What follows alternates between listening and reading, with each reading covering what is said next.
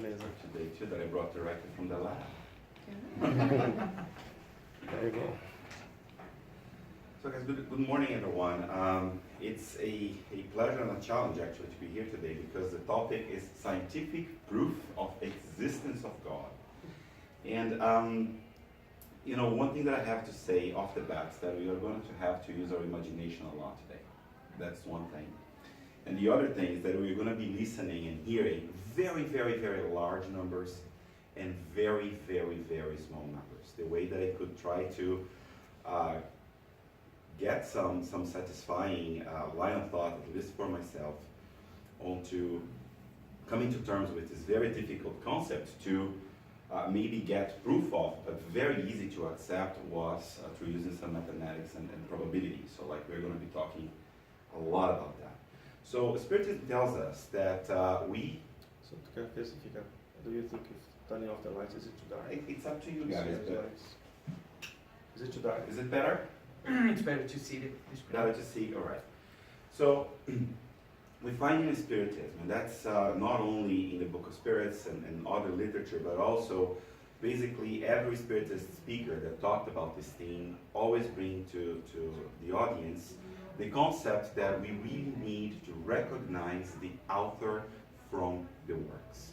Right? That's one of the most simple principles to accept, and yet one that can be incredibly non-satisfying. For instance, what does that mean in practice? We look at these chairs that we have all spread in the room, and it never crossed our minds that somewhere in the universe there was some atoms, and the atoms came together and make a leg, and then a bunch of other atoms somewhere else in the universe made another leg, and then these legs came in close proximity.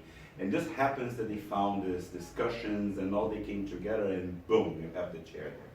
And not only one chair, but 1, 2, 3, 4, 5 that look exactly the same. So what our mind wraps itself around? Well, we don't know who made the chair. We don't know where they were produced. We don't know the designer, but we absolutely are sure that there is a designer that put the project of the chair together, and then there was a person that assembled the pieces and put the chairs together and produced them equally. So there was an intelligent being that made all the chairs, and that's why we have the chairs in the room. That's not easy for us to accept. A car is even more complicated because not only have to have the pieces coming together, but you have to have the engine and the machinery to energize that machine so it will move around. So there was even more design, even more creativity put into it.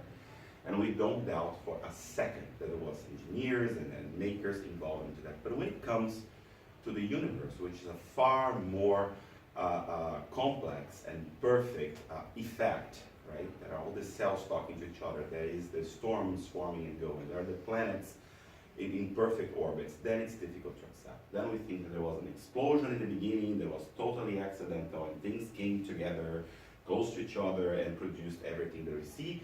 And even crazier than that, that at some point this mass of atoms, of cells, of whatever acquire the capacity to feel and to interact with their environment and to think.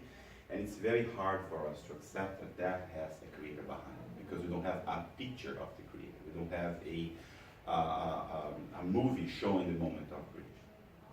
That's actually something that is natural for the types of minds and experiences that we are having, because for us it's very easy to wrap our minds around the material concepts, everything that we have in the end, the effects we can touch, we can feel, and we can trace back to an origin. But when we are talking about something, not somebody, like God, which is completely immaterial, it's very hard for us to rationalize, and that's when we have to use a little bit of imagination to try to figure what that thing is.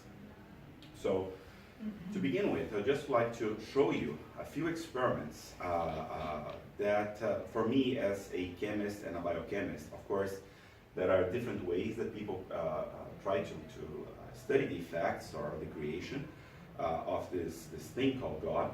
For me, it's much easier to understand from the perspective of life because of my professional background. So I go back to how life began, for instance, on planet Earth. And what creationism says is that it theorizes that in the beginning, and let us not even talk about where hydrogen and oxygen and carbon came from, because then it becomes really, really complicated. But let's suppose that hydrogen was there, and oxygen was there, and carbon was there, and nitrogen was there, and all these things were in this inferno. There was Earth in the beginning with lightning and volcanoes. And this experiment actually was reproduced in the laboratory by Dr. Stellan Miller. And what he did is that he put in this little ball over here, this mix of oxygen and hydrogen and nitrogen and methane, and then zapped with electricity over and over and over and over. And after he did it for a long, long time, a soup of organic molecules formed, which are the basics of life, or it's amino acids. And one of the amino acids that he got is glycine, which happens to be this thing over here. I brought some glycine for you guys to see, which is basically just a powder. This is the most simple amino acid there is. He got this one, and he got alanine, which is the second simplest. We need another 18 to make it the simplest protein. Okay? So if we calculate, yeah. So Stephen Hawking once said that the odds against a universe like ours emerging out of something like the Big Bang are enormous, like it's very unlikely. He thinks that there are religious implications whenever we start to discuss the origins of the universe. And then I went after trying to look at some more numbers. And I found this very interesting thing in the scientific literature, that the probability that a 300 amino acid protein, and 300 protein is very, very, very small. This one that I'm going to show to you guys actually 600, not 300, twice as big. So the probability that a protein would form spontaneously from amino acids is 1 in 2 to 10 to 390. So basically what that is 0, 390 zeros, and 1 in the end. Just so you know, I couldn't fit all the 390 zeros, so I went as far as I could, but there's a lot more zeros that come to make that number, which is a very, very, very small chance. All right? Oh, very small chance. I'm sorry. As you said, you know, so many numbers. The chance of what? Of a protein forming spontaneously. I see. Of a very small protein to form It's spontaneously. like a really small protein. Yeah. This Yeah. is the odds. Very, very simple. Okay? Which is for me very close to 0, but let's assume that there is a chance, as small as it is, for one protein to form spontaneously. Just like poof. From That's amino what acids, it from is, amino right? acids in the Yeah. universe In coming the soup. together Yeah. and connecting with each other, and all of a sudden you have a sequence of 300 amino acids, Yeah. and that you can call a protein. Okay? Okay, this is the chance of one single protein, a fairly small one, to form spontaneously. And in our bodies alone, we have 19 to 20,000 of those. So we needed one person to design one chair. Now you need a designer for 20,000 different proteins. And we haven't even talked about DNA, mitochondria, ribosomes, RNA, and all of the other molecules that they make up life. Another thing is that the odds from that tube that you guys saw to become this is smaller than that. And yet, even if it happened, what you get is a lifeless powder, just like that one. This is albumin. And Marcelo, and who's Stephen Hawking? Who is he? Stephen Hawking is a physicist. He's considered to be one of the most intelligent scientists that we have. He has worked on theories of black holes, and he's really an authority on quantum physics and quantum mechanics. There is a movie, a fairly recent one, called The Theory of Everything. He's the physicist guy that in is the- portrayed in that movie. The Okay. guy in the blue chair He's, yeah. that talks like a robot. I'll see that. So basically, It's a wonderful movie. just 5 minutes of the talk passed, and we probably can wrap up and go home after this one thing that I'm going to say. So the probability for us to have a protein form like that, which is way far, far away from life, is this, which means that the probability that it did not form randomly and there was an architect behind this is 99.9999999.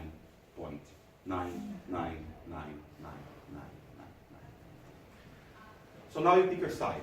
right? You can either believe that things form spontaneously and here are your odds, or you can think that there is an intelligence behind it and the odds are basically reverse, okay? This is just to bring to your attention, okay, that the powder that you saw has a very, very, very small chance to become this, which are proteins, each one of them with a different function in your body. They know with which protein they have to interact, and the perfect interaction of these different molecules and shapes is what makes life. And we're still far, far away from becoming a cell. This is what a cell is. So now you need all these 20,000 proteins and DNA and RNA and ribosomes and mitochondria and this and that to find together, to find each other and assemble themselves into this. Okay? Now we come to becoming a cell. So the odds. Are you guys thinking about the zeros? Okay? So we were talking about 0.390 zeros and then 1 to get here. Now you have to think about these 20,000 things, meaning DNA, RNA, all the other things that makes up a cell, and becoming this. In a perfect condition, because if it's too hot, if it's too cold, if there's too much pressure, if there's too little pressure, if there's too much gravity, if there's too little gravity, this can happen. So now all those things have to mix in a perfect environment to produce this, which is way far, far, far away from everything that we see in creation. Flowers, trees, animals, etc. And now, these guys have to become different types of cells, talk to each other, assemble bodies to become this. And this is, by the way, my dog. I thought it was a mermaid. And there's a purpose what that figure, what this is was chosen. Okay? So this is a creature that already has feelings, already has trust. She allowed us to put her in this clothing. She didn't like the hairpiece at all. She tried to remove it. So now you are moving from a bunch of cells whose probability of forming spontaneously was nearly none to something that on top of it now has feelings, now has preferences, now has likings, now has a neural system that informs the muscular systems on how she has to act, where she has to go, what she has to remove from her hand. And there is another step, and yet a tremendous step, that is from coming here to becoming self-aware consciousness. And that's what a human being is, and that's what the scriptures say means when we were made at the image of God, because as we're going to see a little bit later in this talk, God is a self-aware consciousness, and that's what we are also. So that's how we and God become similar to each other. So just to wrap up this first part of the talk about probabilities, numbers, small and big, and we just saw that the probability that a protein, and there are tubes going around, so for you guys, if you guys want to see what a protein is, basically this is a protein, okay, totally lifeless, and the probability of this forming spontaneously is that number over there. So, so if things didn't happen randomly, if things didn't come to being randomly, how did it happen, right?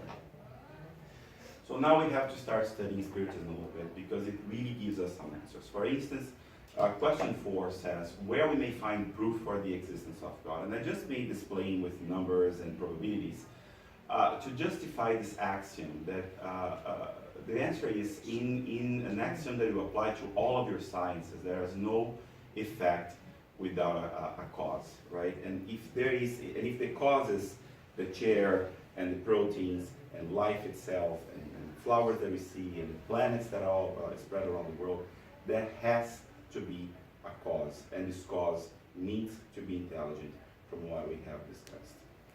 There is a pretty interesting and beautiful story that illustrates this concept. So this question that what is God and what are the proofs of his existence goes way back. And I found this really beautiful story. So it basically says like this. Someone asked a poor and ignorant Bedouin who prayed incessantly to God how could he believe in God? And the Bedouin answers, for his works, and then explained, don't you recognize the origin of a jewel by the jeweler's trademark? Don't you recognize the writer of a letter from the handwriting on the envelope? Can't you affirm that a camel, and not a dog, passed by the highway simply by looking at the trace left behind by the animal, basically by the cues that you have spread all over the universe? Thus, I know that God exists for his works. And then someone asked again, how is that? Explain better. And the Bedouin then answers, it's very easy. The stars in the sky are not the work of human beings. Human beings could not have placed them there. Therefore, they can only be the work of God, and therefore, God exists. So basically, just magnifying this concept that the universe, which is basically in perfect harmony, everything works perfectly. Life exists because of perfectly and very unlikely meeting of conditions that needs to have an architect and a designer, just as the chairs that we are sitting on didn't come there and didn't become chairs by chance, but had intelligences assembling for a purpose. So if God created everything, then what is God? And that's basically we have to think of God not as somebody, because somebody is limiting. We're going to discuss that concept in a little bit, but we really have to think about God as something. So to begin to understand God, we have to study its attributes. First of all, God cannot have a creator, otherwise creator would be God. Since everything was created, God cannot be a thing. So that's very easy for us to understand, right? The creator cannot have been created, otherwise the creator of the creator would be the actual creator. So there has to be a first creator, and this creator created everything, material and immaterial. So it was not created, of course. So it is immaterial. And that's what's most difficult for us to understand. But when we start to get a grip that time and space, which are also immaterial things, energy is immaterial thing, these things were also created. We start to get a grip of what God can actually be. All right? Time was created at the moment of the Big Bang, and it's such a difficult thing to understand. So our universe had a beginning. Scientists go back 14 billion years, and they say that at that point, everything that exists was condensated in a single point in the universe. And that point exploded, a tremendous explosion, that's why it's called the Big Bang. And everything that exists came into being at that moment. What we don't understand immediately when we accept the theory of the Big Bang is that time itself was created then. There is no purpose to talk about time, about hours, about minutes before the Big Bang. So if God created everything and God is behind the Big Bang, it also implicates that God is atemporal. There is no beginning to God, because it makes sense to think about time when we think about God. God created time. So God is atemporal. That helps us to understand why God had no beginning, right? Nothing precedes God, because God created time. Laws of nature have been the same since the beginning, and they are stable. The way that the planets move around their stars, the way that matter interacts with each other. If you drop this tube, it will hit the ground, and it has always been like that. So laws of nature are immutable. So we can have, and we can start to understand why one of the attributes of God is that God also does not change and is perfect. If God wasn't perfect, He would probably have made mistakes in creation. These mistakes would need to be corrected, and then the laws of nature would change. They don't. They have always obeyed a pattern. So from that observation, we can understand that since there are no corrections in creation, if creation is perfect, if the creation is perfect, the creator must be perfect. There is no perfect job made by a creator that is not perfect itself. So basically, God needs to reunite in himself all the attributes necessary to accomplish creation. So God must be infinite in everything that exists in the laws of nature. For instance, if the laws of nature are seen as perfect, God has to be infinitely perfect. If we see wisdom in the way that things happen, in the way that a heart beats, in the way that the 19,000 miles of blood vessels spread through our bodies, irrigating every single cell, if there's wisdom in there, and there's a lot of wisdom, God's wisdom has to be higher than that. So by doing that kind of thinking, we come to the realization that God is infinitely wise and intelligent. And of course, the Creator's attributes must be superior than the qualities of the creations, whatever creation is. And if nature works perfectly, God must be perfect. Also unique, because either there is a sole perfect God, or the gods are completely perfect and in total agreement with each other. So there is perfection in identity, and the manifestation should be the same. There is actually a rationale, an explanation that is given in the Genesis by Allan Kardec. So even questioning what the identity of God makes no sense, because in perfection, the identity of all of these gods, even if it's not one entity, should be perfectly identifiable. So there's no distinction between them. It's just one God in it. Not because of what we think in material terms. If there's a chair, there has to be one chair separated from the other chair, separated from the other chair. But in immaterial world, the perfect identity of consciousness, which what would constitute uniqueness and unity. So how we can explain at the stage that we are intellectually, at this point of evolution, what is God? What we can understand of God? So God is the supreme intelligence, the primary cause of all things. That's the answer for question number 1 of the Book of the Spirits. They don't say that God is a being. Probably it's not. They don't say that God is something specific. They define God as an intelligence, as a self-aware consciousness. We have to understand that God doesn't fit in the category of being a person. There's a lot of difficulty in understanding what God is if we humanize God, if we start from the perspective that God needs to be a person, because then we unconsciously attribute to that being all the imperfections that we people have. We start to think of God as something limited because we are limited. We start to think of God as an entity that if you do something wrong, then you're going to get punished, because that's how human beings work. So we start to humanize God, and it makes impossible to even get a grip of God is once we start humanizing it. God is not a force, like people say. Oh, God is a force. Well, forces are laws of nature, right? They are not self-aware. So gravity is a force. It attracts things to the bodies that are heavier than it. That's how it works. It's not self-aware that it's doing that. So God is not a force. God is a consciousness. God is actually the supreme intelligence. And if he is supreme intelligent, he must be just, he must be fair, he must be merciful, and all love that exists in everything rules everything and supports everything.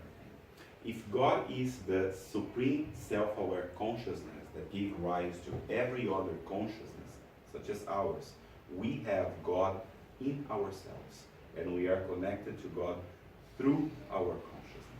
And this is something that is very important, because by making these reflections on what the doctrine of Spiritism brings to us, we start to find tremendous resonance with a fairly new science called quantum physics, which is the closest we have been able to get to getting an idea, using a lot of imagination, what consciousness actually is.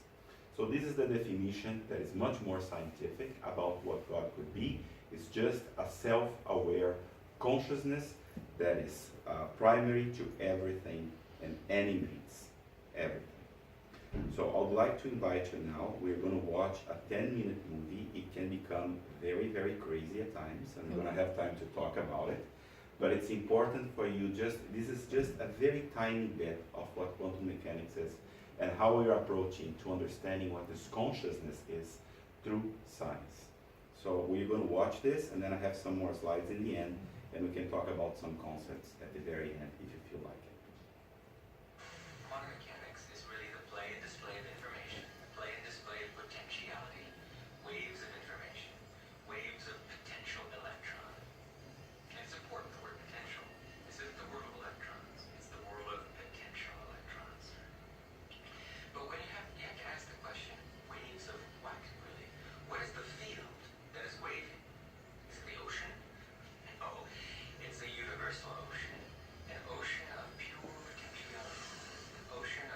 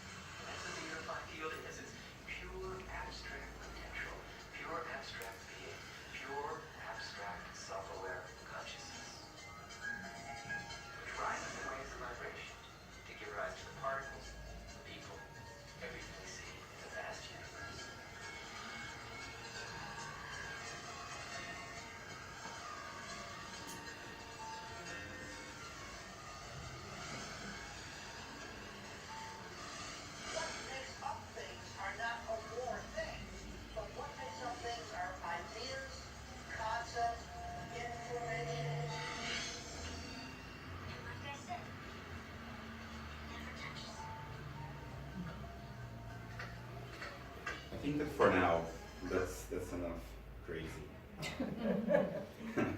There we are going to wrap up. A little bit. So, we heard certain things that are very, very, very important. For instance, science now is talking a lot about the self-aware consciousness, that there's information in everything.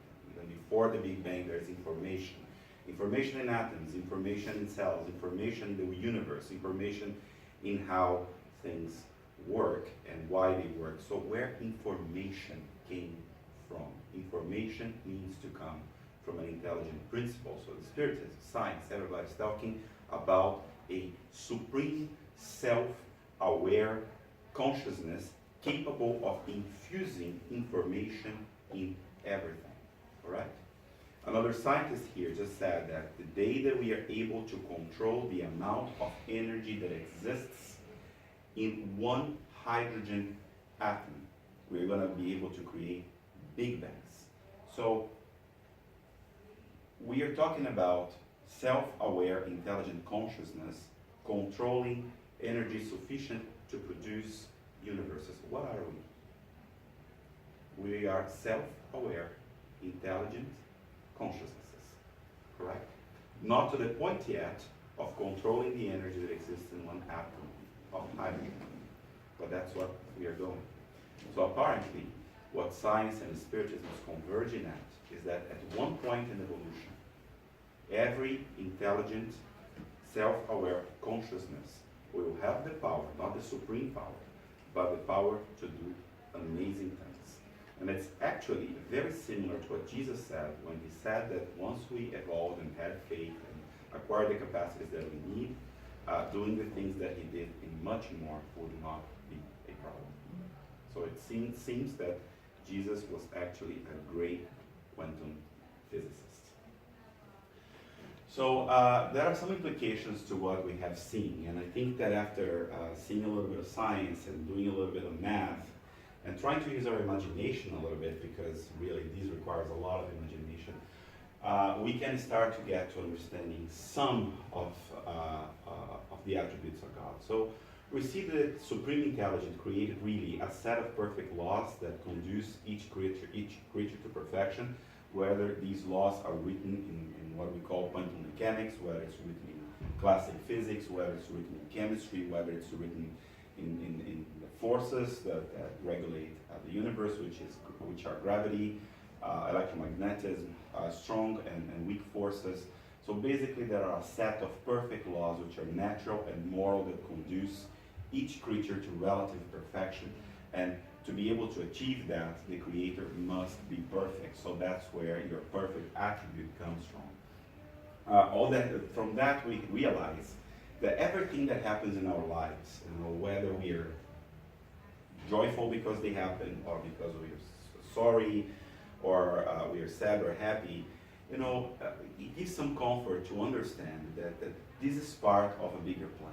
Whatever we are going through is happening with the purpose of conducing us to this sea of endless capacities and possibilities that every intelligent, self-aware consciousness will finally achieve in the end. So basically, there's no reason for despair, and all that happens is meant to bring us to a better place, to a more evolved place, closer to that capacity of becoming ourselves fulfilled and enlightened. God is really the primary cause of everything, hence it exists in everything and knows everything. So God is like this sea of something that is spread all over the universe and permeates all of us. God exists in all of us.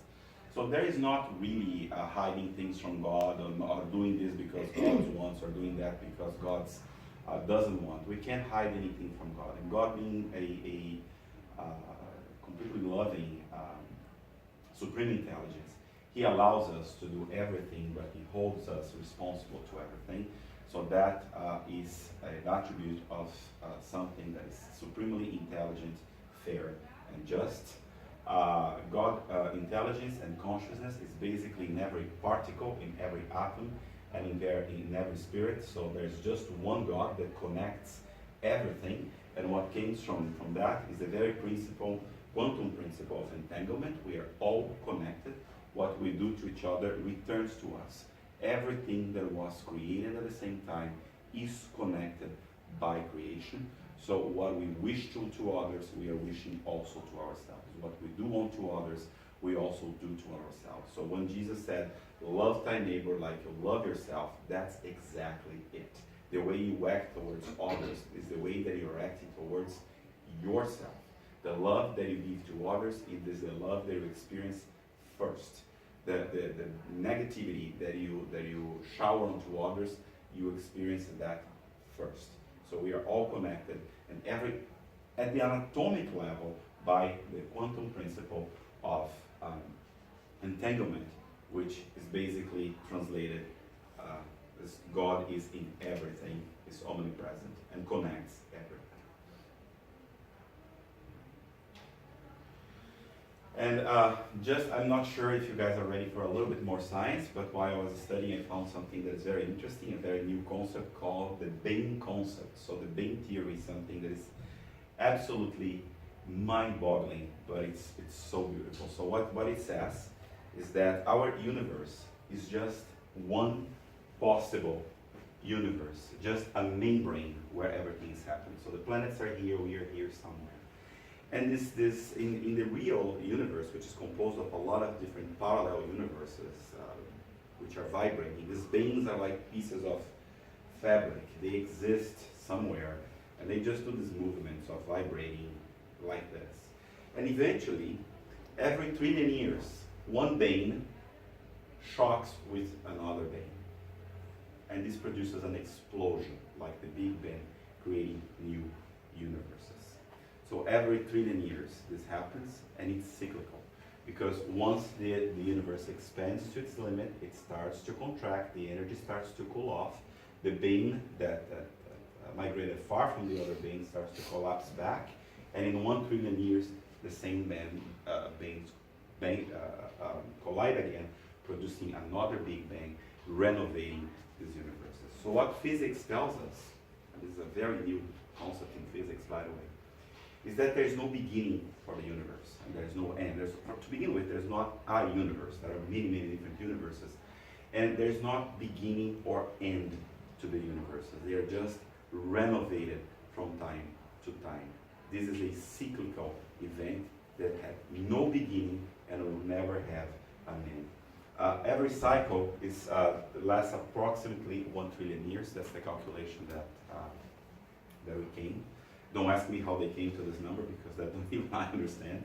But the cycles are very, very long, but still that implicates that there is no beginning to anything and there's no end to anything. There's just renovation periodically. So that helps us to wrap our mind around this concept that God had no beginning and will have no end, is eternal, because everything that exists is eternal and cyclical. So in the end of this journey of trying to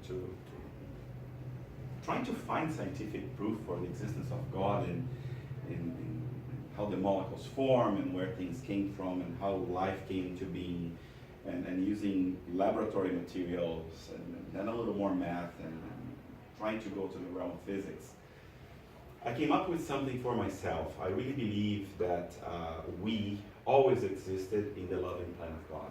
In the imagination of God, we always existed. We was always there. We also didn't even have a beginning. If you imagine something, it exists in your mind. So we have always existed in the loving plan of God. And it's just that we are having a moment in time right now to exist in fact and take this journey towards becoming ourselves capable of doing great things, maybe participating in the creation of our own universes at some point. So I think that that really fills us with hope that nothing that happens in our life is purposeless. It's really to bring us to a better place.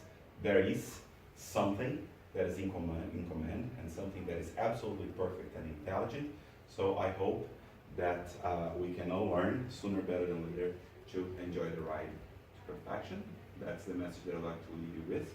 And this is just a little bit of references where the materials came from for the lecture of today. Thank you. to Marcelo. Thank you. I think we should have some time for questions and answers.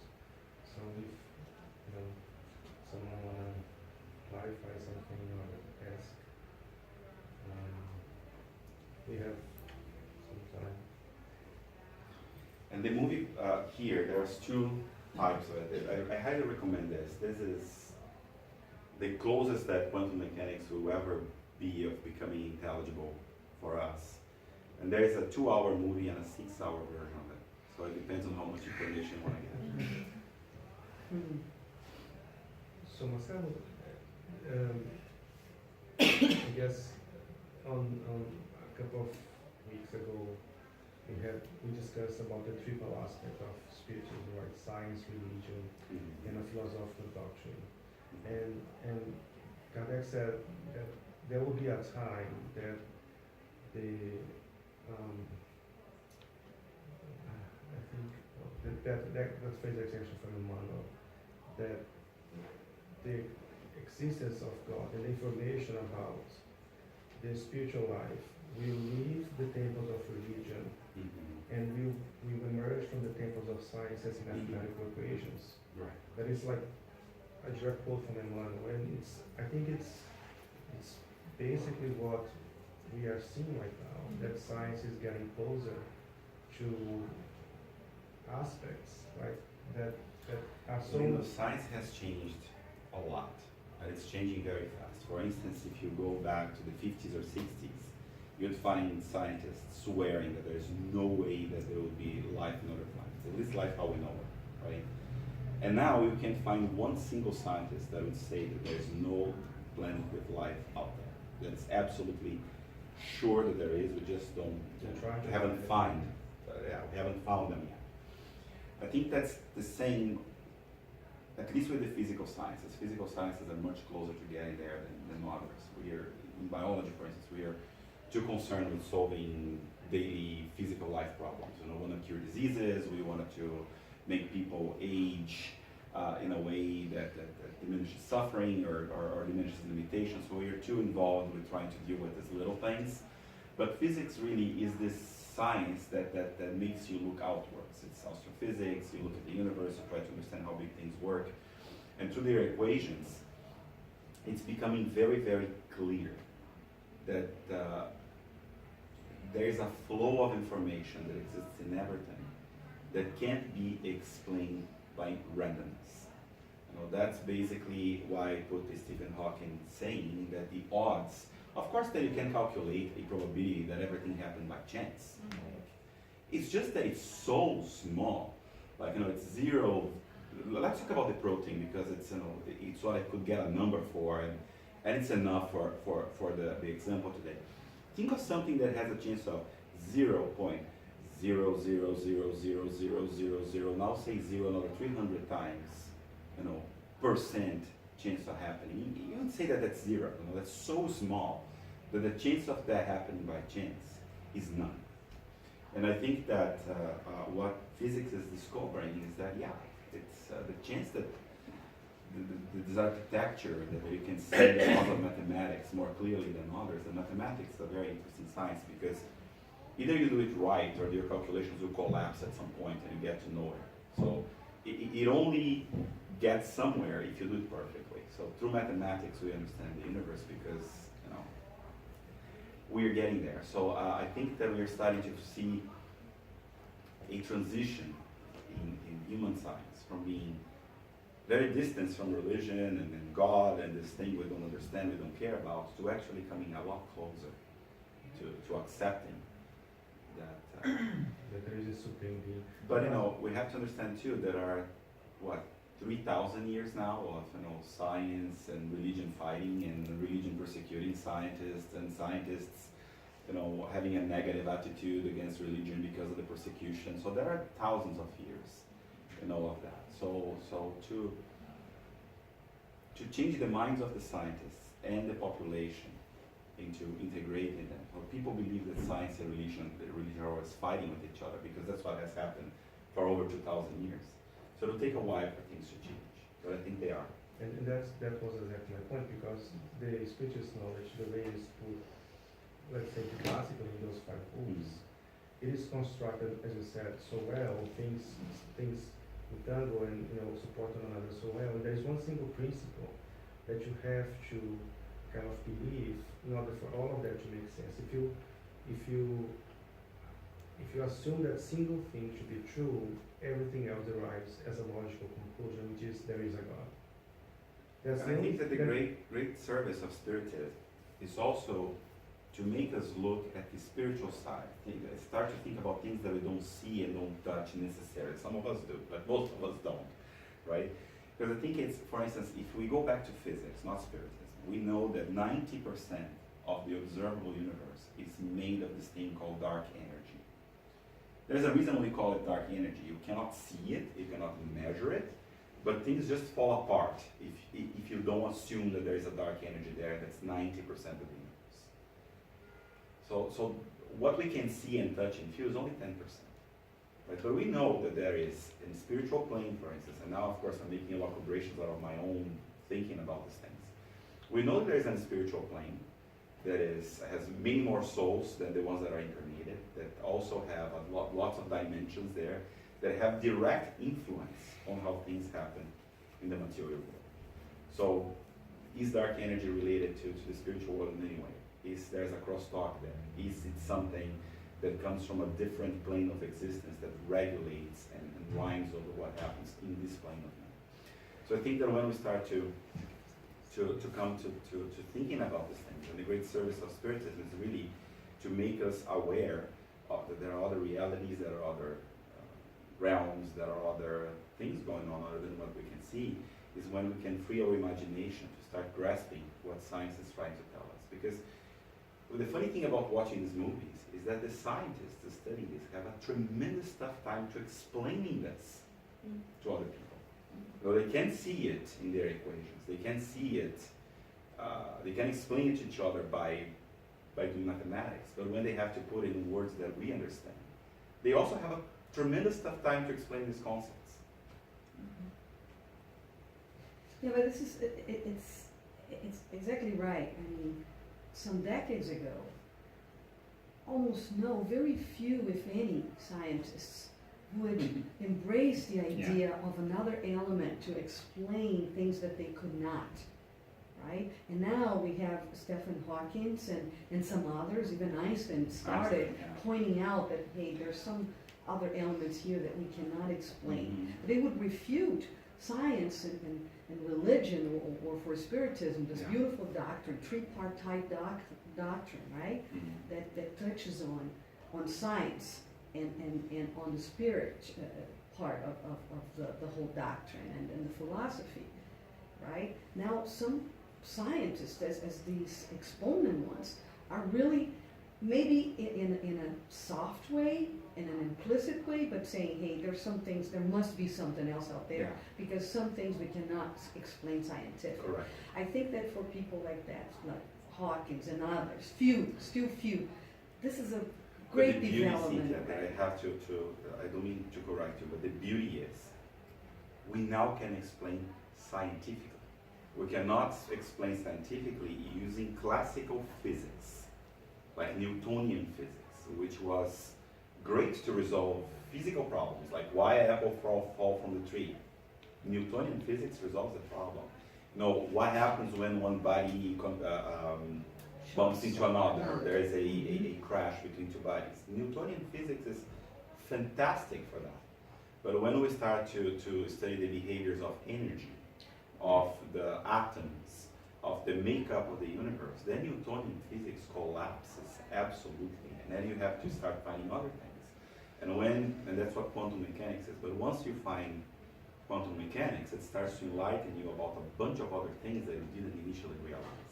For instance, this principle of entanglement.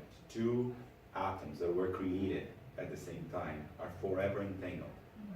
So they can be at completely different places in the universe. They can be across the universe, very far from each other. If you do something to this one that makes it vibrate, the other vibrates at the same time at the other end of the universe, but they're not connected with anything physical. So how does that happen? Well, and if you think that the Big Bang was the creation of Everything- then all everything the is atoms connected. were created at the same Right. exact time, so everything then is entangled and connected. That's where this principle of connectivity that you saw the scientists talking about. The connectivity is material connectivity from the point of view of atoms, electronic connectivity from the point of view of energy, but also moral connectivity from the point of view of spirits and humans and consciousnesses. So like, in a way, we are starting to deal with and remember the Schrödinger, we only could resolve the Schrödinger equation for the hydrogen atom, which is the simplest of all of them. It has one proton and one electron. If you consider helium, which is 2 protons, actually 1 proton and 1 neutron, and 2 electrons, we cannot solve that equation yet. Yeah. No, I So completely it's- embrace what you're saying. And I think that and of course there are tons of people working towards resolving these mathematical, physical, chemical problems, but what we're going to learn, we're going to bump onto things that we have no idea what they would be. And in this movie, that's why I recommend it. If you wanted to dive a little bit into this world, of course, you have to extrapolate some to the concepts that we study here if you wanted to make the connections.